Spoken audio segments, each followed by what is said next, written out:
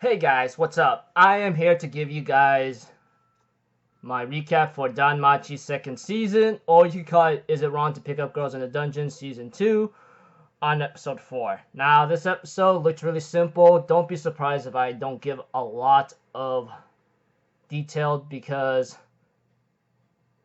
it felt way too short, not to mention, it wasn't too satisfying. I guess maybe because I overthink some things, but it just depends on the situation, what I am missing. But I'll factor in of what I was supposed to look at. So if anything else, let's just get this started. The war game in this episode was pretty simple. I mean, it's just a siege on a castle kind of thing. The Apollo's family is supposed to hold out for 3 days, or they have to defeat the commander in order to win. But unfortunately, quality over quantity any day, every day, depending on the situation. I mean, 5 against 100 people, depending on it. I mean, you may not last too long, but who knows? Anyways, the siege start off with Ryu, our elf warrior adventurer. She ends up using magic swords that Wilf gave her, and she ends up having to get some of the Apollo's troops out in the open to fight her. And as for Mikoto, she will use gravity magic to hold some soldiers at bay, while Lily will actually disguise herself as one of Apollo's men to open up the gate, while Belle and Wilf will enter inside. As for Wilf, he will later on open a path for Belle to go after the commander. And of course, we all know who that is. And Belle will end up using Fireball to go where the commander is, and he will actually end up clashing against him in terms of weaponry. Here's one thing though. The adventurer's sword literally just broke in half somehow, which I go like, well, I guess that training Belle did with ice actually paid off, you know? Along with Tione or Tiona.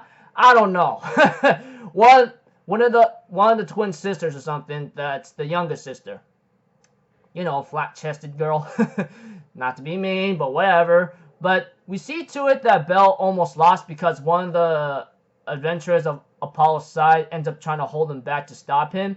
But we see to it that Lily comes in to push her out of the way, while Belle ends up taking on a magic ability that almost took his life or almost made him lose the fight, but held on to such will here and there, and some kind of charm that he had that was given to him long ago, maybe a day before. We see to it that that the strongest adventurer on Apollo's guild does not care anymore, or I mean Apollo's familia ends up doesn't care, and he tries to kill him. But Belle, on the other hand, remembering Ice's words of wisdom, like when they go for the finishing blow, usually they have their chance of being open. So Belle takes advantage of this, where he makes him miss his stab, use acrobatics, kick the sword out of his hand, and he literally just one-punched the guy, and he gets knocked out. Which I go like, are you serious, man? Although I have to factor in this though, that Belle was training with Ice and Tione or Tiona during that time. But depending on the situation and how long he has been training, I felt like this fight could have happened in the next episode or so, depending on like how it's looked at or how I'm even looking at it. But you know, it is what it is. Nothing can be done, and you know, Belle literally one-punched the guy, knocked him out, wins the battle, and Hestia gets really happy about this and tells Apollo, "Hey, you do know what's gonna happen next, right?" And Apollo was trying to get out of the situation, goes like, hey, I was just joking around, blah, blah, blah. He's trying to go back on their deal. But Hestia's like, hey, shut up. You promised me anything I wanted if I won, no? She therefore ends up saying this: all your properties confiscated, not to mention your familia is splitting up, you are eternally banished, and never set foot in Awario ever again. And therefore, the Hestilia familia ends up getting a new property, you know?